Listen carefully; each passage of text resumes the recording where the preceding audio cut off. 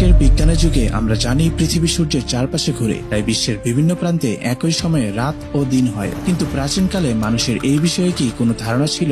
আজ থেকে ৫,০০০ বা ১০,০০০ বছর আগে মানুষ কি জানতো যে পৃথিবীর সব জায়গায় একই সময়ে রাত এবং দিন হয়? আজ আমরা এই রহস্যময় প্রশ্নের উত্তর খুঁজে বের করব। আজকের ভিডিওতে আমরা ইতিহাস ঘেঁটে দেখব প্রাচীন মানুষের বিশ্বাস এবং বিজ্ঞানের অগ্রগতি কিভাবে আমাদের পৃথিবী সম্পর্কে ধারণাকে সম্পূর্ণ বদলে দিয়েছে। আসলে ৫,০০০ বছর আগে মানুষের পৃথিবী সম্পর্কে ধারণা আজকের তুলনায় অনেক কম ছিল। রাত এবং দিন সম্পর্কে তাদের ধারণা ছিল স্থানীয় পর্যবেক্ষণের উপর ভিত্তি করে। উদাহরণস্বরূপ, প্রাচীন মিশরীয়রা মনে করতেন যে সূর্য দেবতারা পৃথিবীর ওপর তার নৌকা চালিয়ে দিন তৈরি করে, এবং প্রাচীন গ্রিকরা মনে করতেন যে সূর্য দেবতা হেলিওস প্রতিদিন সূর্যোদয়ের দিকে পূর্ব থেকে পশ্চিমে একটি রথ চালিয়ে দিন তৈরি করে। প্রাচীন মিশর এবং প্রাচীন গ্রিকের ধারণা ছাড়াও আরো অনেক প্রাচীন সভ্যতা ছিল যাদের নিজস্ব অনন্য বিশ্বাস ছিল যে পৃথিবীতে দিনরাত কিভাবে তৈরি হয়। যেমন মেসোপটেমিয়া অঞ্চলে থাকা সুমেরীয় এবং বেবিলিয়নরা বিশ্বাস করত যে দুটি দেবতা উটু বা সূর্য এবং ইনানা বা চাঁদ আকাশে তাদের নৌকা চালিয়ে দিনরাত তৈরি করে। নর্সদের মতে সোল নামক এক দেবতা সূর্যের একটি রথ চালিয়ে দিন তৈরি করতেন এবং রাতের দেবী নোট চাঁদকে নিয়ন্ত্রণ করতেন। ইনকরা বিশ্বাস করত যে সূর্য দেবতা ইন্তি প্রতিদিন তার স্বর্ণ দিয়ে মোড়ানো দরজা দিয়ে বেরিয়ে আসেন এবং সূর্যাস্তের সময় আবার ভেতরে প্রবেশ করেন। তারা চাঁদ এবং তারাকেও পূজা করত। তারা বিশ্বাস করত যে এই দুটিও রাতের নিয়ন্ত্রণে ছিল। কিন্তু প্রাচীন চীনা সভ্যতায় সূর্যকে দেবতা হিসেবে দেখা হতো না, বরং ইয়াং নামক একটি শক্তির প্রতীক হিসেবে বিবেচিত হতো। বিশ্বাস করা হতো যে ইয়াং বা সূর্য এবং ইন বা চাঁদের ভারসাম্যই দিন রাতের চক্র তৈরি করে। এছাড়াও বিভিন্ন আদিবাসী গোষ্ঠীর বিভিন্ন বিশ্বাস ছিল। কিছু অস্ট্রেলিয়ার আদিবাসী গোষ্ঠী বিশ্বাস করত যে একটি বিশাল পাখি তার ডানা ঝাপটে দিন তৈরি করে। আবার অন্যরা বিশ্বাস করত যে একজন দেবতা সূর্যকে আকাশে ঠেলে নিয়ে যায়।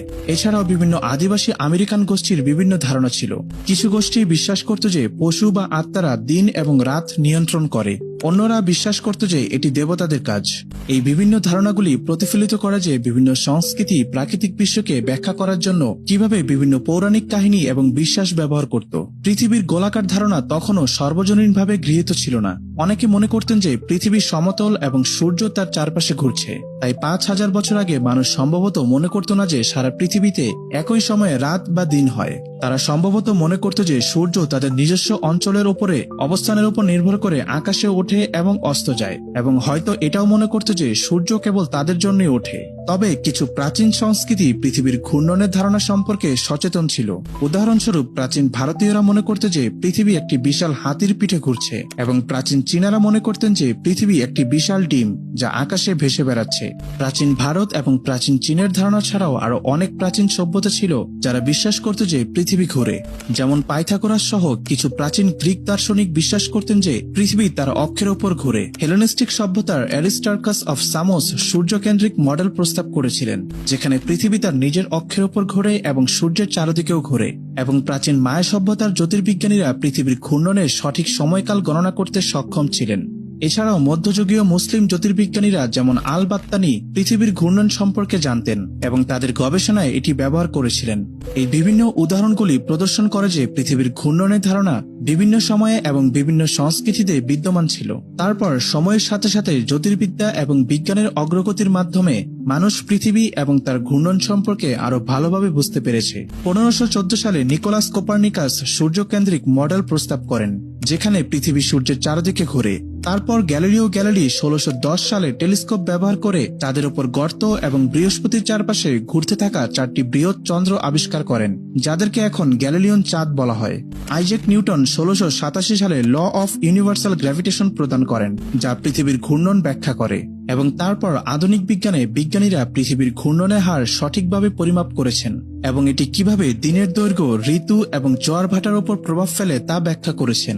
1851 সালে ফরাসি পদার্থবিদ লিওন ফৌকাল্ট একটি বিখ্যাত পরীক্ষা পরিচালনা করেন, যেখানে তিনি দেখান যে পৃথিবীর ঘূর্ণনের কারণে একটি দীর্ঘ লোহার পেন্ডুলাম ধীরে ধীরে তার দিক পরিবর্তন করে। 1960 সালে মার্কিন যুক্তরাষ্ট্র প্রথম উপগ্রহ এক্সপ্লোরার 6 উৎক্ষেপণ করে, যা পৃথিবীর ঘূর্ণন পর্যবেক্ষণ করতে ব্যবহার করা হয়েছিল। এখন এরকম আরো অনেক কৃত্রিম উপগ্রহ পৃথিবীর ঘূর্ণন পর্যবেক্ষণ করতে এবং একে আরো ভালোভাবে বোঝার জন্য ব্যবহার করা হচ্ছে। এবং আজ জিপিএস সিস্টেম পৃথিবীর ঘূর্ণনের উপর নির্ভর করে কাজ করে, যা সঠিক সময় এবং অবস্থান প্রদান করতে ব্যবহৃত হয়। পরিশেষে বলা যায়, সময়ের সাথে সাথে জ্যোতির্বিদ্যা এবং বিজ্ঞানের অগ্রগতির মাধ্যমে পৃথিবী এবং তার ঘূর্ণন সম্পর্কে আমাদের বোঝার অভাবনীয় উন্নতি হয়েছে।